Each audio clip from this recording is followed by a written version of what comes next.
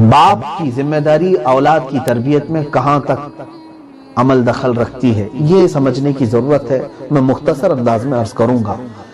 پہلے تو یہ آیتیں سن لیں۔ قرآن حکیم کہتا ہے وَإِذْ قَالَ لُقْمَانُ لِابْنِهِ وَهُوَ يَعِظُهُ، اور یاد کرو جب لقمان نے اپنے بیٹے کو نصیحت کرتے ہوئے یہ کہا یا بنی لا تشرک باللہ ان الشرک لظلم عظیم، اے بیٹے اللہ کے ساتھ کسی کو شریک نہ ٹھہرانا، شرک بہت بڑا ظلم ہے۔ سب سے پہلی نصیحت کیا کیا لقمان حکیم نے؟ شرک سے بچنے کی۔ یہاں اب تو باپ ایسے ہیں کہ خود ان کو شرک کی ڈیفینیشن معلوم نہیں، اپنے بچوں کو کیسے بتائیں گے؟ پھر بھی میرے عزیزو، ہمارے ہاں بچپن سے یہ طریقہ رہا ہے، بچوں کو انگلی اٹھا کر کے ہم کیا ان کو سکھلاتے ہیں؟ اللہ ایک ہے، اللہ ایک ہے۔ بچے ہمارے بولتے ہیں، یہ اچھی چیز ہے، یہ قرآنی تعلیم ہے، قرآنی تربیت ہے۔ اب بچوں کے ذہن و دماغ میں اتنا راسخ کر دو کہ اگر وہ دو کہنے لگ جائے تو آپ ناراضگی کا اظہار کرو۔ اس بچے کو بچپن سے ہی سمجھ میں آ جائے کہ یہ اس میں دو ہو ہی نہیں سکتا، آپشن ہے ہی نہیں ہے۔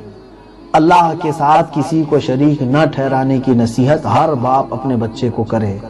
اور اس کے بعد کی نصیحتیں لقمان حکیم نے کہا یا بنی اقیم الصلاۃ، اے بیٹا نماز قائم کر، وَأْمُرْ بِالْمَعْرُوفِ وَانْهَ عَنِ الْمُنْكَرِ، اچھی بات کا حکم دے لوگوں کو، برائیوں سے روک، وَاصْبِرْ عَلَى مَا أَصَابَكَ، اور جب بھی تجھے کوئی مصیبت آئے تو اس پر صبر کر لے۔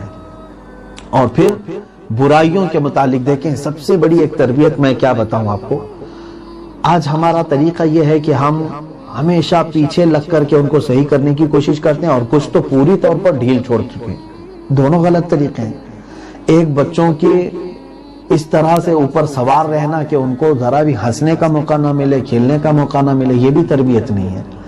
اور نہ ہی اس طرح سے آوارہ چھوڑ دینا کہ وہ ہر ایک کے ناک میں دم کر کے رکھے، یہ بھی تربیت نہیں ہے۔ ہاں، آپ یہ سوچتے ہوں گے کہ میں جتنا ہو سکے ڈرا دھمکا کے میرے بچے کو سیدھے راستے پر لاؤں۔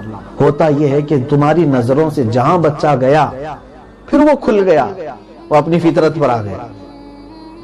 تم اپنے خوف کے ساتھ بچوں کی کب تک تربیت کرو؟ کچھ لوگوں نے کیمرے لگوائے مدرسوں میں، اسکولوں میں، ہم نے دیکھا ہے کہ بچوں کی نگرانی کے لیے کیمرے لگوائے جائیں، ٹھیک ہے، ان کی دیکھ ریکھ کے لیے، لیکن میں سمجھتا ہوں جو سب سے بہترین کیمرہ اور نگرانی ان کی ہونی چاہیے وہ کیسے؟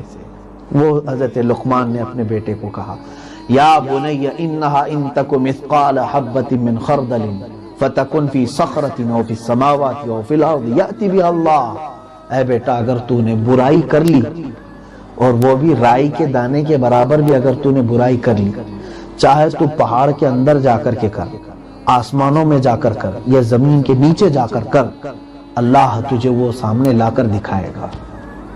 یہ ہوتی ہے تربیت، بچے کے ذہن میں کس بات کا خوف ڈالنا کہ اللہ تجھے دیکھ رہا ہے، تو اس کے ذہن میں ہمیشہ یہ بات رہے گی کہ میرے ماں باپ اگرچہ میرے ساتھ نہیں لیکن میرا مولا مجھے دیکھ رہا ہے۔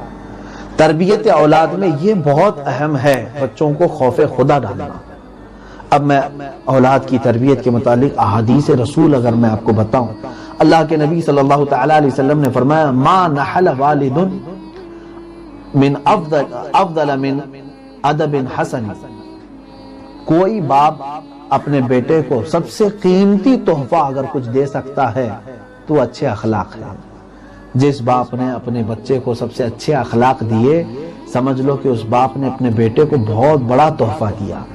لیکن یہاں ہوتا یہ ہے کہ ہر باپ اس چکر میں ہے میرے فلاں بیٹے کے لیے ایک گھر تیار رہے، فلاں بیٹے کے لیے اتنی جائیداد، اس کے لیے ایک دکان، تم 1000 دے کر کے جاؤ، اگر حسن اخلاق تم نے نہیں دیا تھا تو اس بچے کو تم نے کچھ نہیں دیا، یہ دنیا تو ویسے ہی ضائع کر دے گا، وہ ختم کر دے گا۔ ہم نے ایسے بھی بچے دیکھے ہیں جن کے باپ یہ کہتے تھے کہ میرے بیٹے کو میں نے اتنا کما کر کے رکھا ہے کہ اس کی 7 پشتیں گزر جائیں گی، مال میرا ختم نہیں ہوگا، اور وہ پشت ابھی بھی موجود ہے ہمارے سامنے، اب بھیک مانگ رہا ہے وہ بیٹا، جس کے باپ نے کہا تھا میرا بیٹا 7 پشتوں تک اس کی نسل میں میرے مال سے کھا سکتے ہیں، اسی بیٹے کو آج میں خود دیکھ رہا ہوں وہ بھیک مانگ رہا ہے، آج سارا مال کسی دوسرے نے ہڑپ لیا، ختم ہو گیا ہے۔ تم جو دے رہے ہو یہ تحفہ اصل نہیں ہے، حسن اخلاق سب سے بہترین تحفہ ہے۔